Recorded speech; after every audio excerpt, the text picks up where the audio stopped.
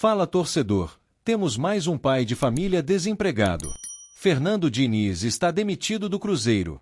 A demissão é a terceira seguida na carreira do técnico em praticamente um ano. E todas foram motivadas por números muito ruins. Em 2024, o treinador perdeu o cargo de técnico da seleção brasileira em janeiro e do Fluminense em junho. Após 3 meses desempregado, Diniz chegou ao Cruzeiro em setembro. Desde o início, o trabalho e seu estilo de jogo, conhecido como dinizismo, não agradaram ao torcedor cruzeirense. E você? Daria tempo ainda para Diniz mostrar todo o seu conhecimento? Ou acha que está certa a demissão? Deixe seus comentários e se inscreva no canal. Agora, virando a página aqui no Bate Pronto, vamos para Belo Horizonte, hein? Porque nas últimas horas o Cruzeiro anunciou a demissão de Fernando Diniz. Caiu Fernando Diniz no Cruzeiro depois do empate contra o Betim, a derrota para o Atlético, e fez 5 jogos nessa atual temporada de 2025 que mal começou. Desses 5 jogos, 2 de pré-temporada, que o Cruzeiro foi lá para a pré-temporada na Flórida, nos Estados Unidos, né? Então, com apenas 5 jogos neste ano de 2025... E com esse super Cruzeiro que a gente já vem imaginando, desenhando, o Fernando Diniz já caiu, gente. Já foi demitido o Fernando Diniz pela diretoria do Cruzeiro. Vanderlei Nogueira, que situação, hein?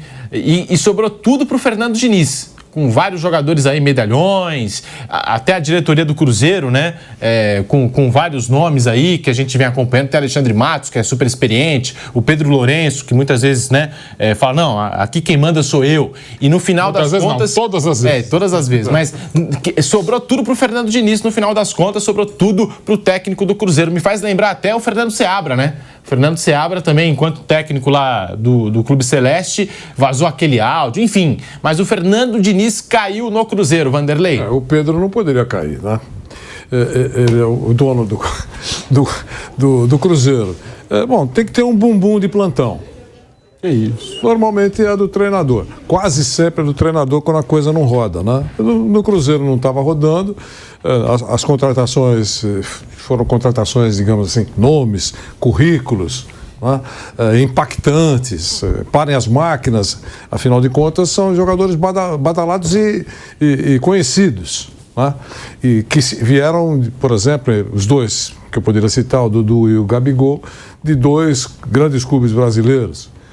Enfim, não deu certo, não rodou. E vai embora o Diniz, mais uma vez. Mais uma vez o Diniz toma uma trombada e sai. Eu acho que em algum momento ele vai perceber, parar para refletir exatamente o que está atrapalhando. Se é ele mesmo, os conceitos, se são os conceitos do Diniz ou é efetivamente o status atual ou faz tempo do futebol brasileiro. Não é a primeira vez que cai o Fernando Diniz, Vanderlei e amigos aqui da Jovem Pan, até porque no fim do ano passado, o Fernando Diniz fez um desabafo em entrevista coletiva falando que estava sabendo pela imprensa que ele não ia permanecer no Cruzeiro. Pela Itatiaia e agora Exato. Ele foi... E agora de vez, né? Agora foi de vez o Fernando Diniz. Como voltar. Desempenho do Fernando Diniz no Cruzeiro. 20 partidas do ano passado, mais os 5 jogos de agora. São 4 vitórias, 9 empates e 7 derrotas. 35% de aproveitamento, um vice-campeonato para o Racing no Paraguai da Copa Sul-Americana e o comecinho de temporada agora. Eu não gosto de ficar trocando treinador toda hora, mas o desempenho é pavoroso. Detalhe, antes no Fluminense fez um desempenho horroroso no Campeonato Brasileiro, deixando a equipe na zona do rebaixamento. É isso aí.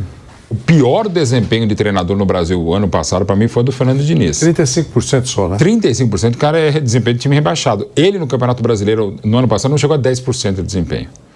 Assim, é de time além de rebaixado. E era o treinador merecidamente campeão da América, da Libertadores de 23. Assim, eu nunca vi uma queda tão abrupta, embora 2 clubes diferentes, né? Tão horrorosa como do Diniz. Eu gosto demais do Diniz, não tanto quanto o Flávio gosta dele. Mas, assim, não sou um dinizista, tá? Porque, assim, qualquer coisa que dá certo no futebol brasileiro, no clube onde eu sou sócio, no Pinheiros, uma equipe troca 6, o goleiro passa e a bola entra dentro do gol, mérito do Diniz. Em compensação, no jogo de Kings Cup, não sei como é que Kings chama. League, né? Kings League, acho que é isso. O goleiro toca a bola errada, a culpa é do Diniz. Tudo é culpa do Diniz quando dá errado e tudo é certo, culpa do Diniz que ensinou o Guardiola e o Pelé a treinar. Eu acho que não. Há um certo exagero na defesa do Diniz e, sobretudo, mais ainda, ele sofre demais um exagero no ataque. E eu gosto de pessoas como o Diniz pelo seguinte: primeiro, ele é maluco, isso eu adoro, e segundo, ele é um cara que quase todo mundo defende. Isso é muito bacana. Você pega atletas que foram campeões, não foram campeões, deram bem, todo mundo, não, é genial, mas é um cara legal. É um maluco, mas é um cara legal. Não fui bem, mas é um... Então isso é muito legal do Diniz. Mas assim, o trabalho dele, gente, é indefensável. Eu não gosto de ficar trocando treinador toda hora, mas 35% de aproveitamento no Cruzeiro é horroroso. No Fluminense o trabalho dele foi horroroso. Mas ele é bom? É. Foi legal no Cruzeiro? Não foi. Não estava legal no Fluminense.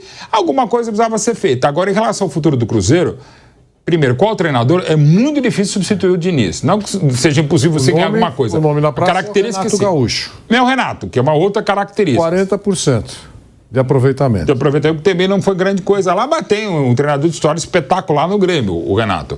A carreira do Renato, você pode até discutir os métodos, mas a carreira do Renato, embora ambos tenham Libertadores, né? O Renato tem uma carreira diferente e tal, são treinadores completamente diferentes e o Diniz também é diferente nisso. Até para você o substituir não é fácil. O Fluminense apostou no Mano Menezes, o Mano conseguiu segurá-lo na primeira divisão e está tentando tatear com uma outra característica. Não sei qual o treinador ideal para o Cruzeiro, pode vir a ser o Renato até para o trato com estrelas, o que não é problema para o Diniz também, insisto.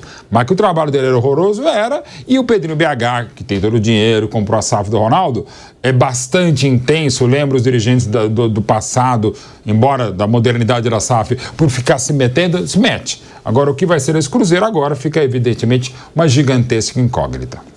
Tá claro que na hierarquia do Cruzeiro hoje o técnico vem por último, né? Vem por último na hierarquia do Cruzeiro. Flávio Prado tá aí. Fernando Diniz é demitido. O Mauro Betting citou aqui no programa 20 jogos, né? Mas desses 20 jogos, é importante lembrar que 2 foram nesse torneio agora de pré-temporada, né? Nesses jogos de pré-temporada. Então, 18 jogos oficiais apenas para o Fernando Diniz, que já caiu no comando técnico do Cruzeiro. Flávio. Bom, algumas coisas importantes serem citadas. Se caiu com 18 jogos, é porque não houve capacidade na hora de contratá-lo. 18 jogos você não pode mandar embora, senão sem admitir que você errou. Esse treinador não servia para mim. Senão você não deveria tê-lo contratado. Depois de 18 jogos você percebeu que não servia. Bom, segundo, realmente o trabalho, os números são muito ruins, né? Não dá para você falar. O Diniz conseguiu a maior proeza do futebol brasileiro nos últimos anos, que foi ganhar a Libertadores com o Fluminense. Quando se enaltece muito as conquistas dos técnicos portugueses, eles ganharam com o Palmeiras, com o Flamengo e com o Botafogo. Poxa, é bem mais fácil do que ganhar com o Fluminense, mas bem mais fácil, né? Eu diria que eles já ganharam, eles já entraram com 60% de vantagem. Né, que negócio, você tem 60% de lambuja. O Diniz tirou muito leite de pedra. E depois, realmente, no Fluminense o trabalho caiu muito, na seleção também não foi legal, e esse do Cruzeiro realmente não dá. Agora, eu tenho na minha cabeça é o seguinte: eu acho o Cruzeiro, esse time que foi contratado, impossível de virar time. Não tem como virar time. Pode contratar quem quiser, não tem como virar time. Foi contratado um monte de mídias e não jogadores. E aí não dá. Eles contrataram nomes importantes, estrelas importantes, e elas devolveram muito bem o investimento no dia da apresentação, quando tinha 40 mil pessoas eufóricas lá na expectativa de recebê-los. Foi um dia de euforia. Eu vejo pela minha neta. Minha neta fazia a mãozinha do Gabigol ali e tal. Estavam eufóricos. Acabou ali. Ontem nós mostramos aí os melhores momentos do Gabigol. O Gabigol está desesperado para acertar, mas ele não consegue. Nada indica que ele volte a jogar nem 1% do que ele jogou. Não dá. Ah, ele não quer? Não, ele quer, mas ele não consegue. Sabe, passou, não consegue. Os reflexos dele estão diferentes. O Dudu, a mesma coisa. O Fagner, a mesma coisa. O Cássio, eu acho que ainda tudo bem. O Cássio é um goleiro muito importante, mas o Cruzeiro montou um time e vendeu como um timaço quando é um time que não dá para você fazer time. Posso estar enganado. Não importa qual será o treinador. Eu não consigo ver alguém montando um time com esse elenco do Cruzeiro. Não consigo. Até porque Pelo que a gente ouviu daquela gravação que vazou lá, o Cruzeiro contratou até um X9 do Flamengo. Porque vaza tudo. Bom, lá, lembrar. né? Aquela gravação que ele cobrava do Fernando Seabra colocar jogadores que foram contratados. Portanto, o futuro treinador, seja ele quem for, vai ter que botar Dudu, Gabigol, Fagner. Como é que você vai montar esse time? Não dá. Não tem como fazer. Enfim, era uma questão de tempo, né? A situação que estava e tal. E é mais fácil dar uma cabeça. Meu amigo Vanderlei Nogueira sempre fala isso. Dá uma cabeça, pronto. Todos os problemas foram resolvidos. Aguardemos, como diz o Vanderlei, as cenas do próximo capítulo. Tá, a culpa era do Diniz. O time não funcionou por causa do Diniz. Tá bom. Então vamos ver o que vem aí pela frente, seja lá quem for. Vamos ver. E a informação que chega, Flávio, lá de Belo Horizonte, é que o plano A da diretoria do Cruzeiro é Renato Gaúcho. O Renato Gaúcho, que deixou o Grêmio em 2024, é o nome da vez nos bastidores da Raposa para assumir o comando técnico. Mas ele, nos últimos tempos, né, viveu ali períodos de altos e baixos, o Renato Gaúcho. Será que é uma boa escolha para o Cruzeiro, Vanderlei Nogueira? O Renato Gaúcho, ele tem um estilo meio boleirão e vai ter aí várias estrelas, né? Será? E ele sempre gostou de lidar com esses medalhões. Será que pode dar certo? Será mais uma contratação midiática. Você tem que reconhecer. Primeiro ponto é esse. É impactante. É impactante. Certo? Será uma contratação impactante, se acontecer. Midiática também. Status para conversar com esses jogadores mais experientes. Fagner, Gabigol, Dudu, né? Ele tem status para conversar com esses caras. Se vai transformar tudo isso que eu falei aqui num time de futebol, jogando bem, ganhando, que é o desejo de todo mundo que torce para o Cruzeiro, é uma outra conversa.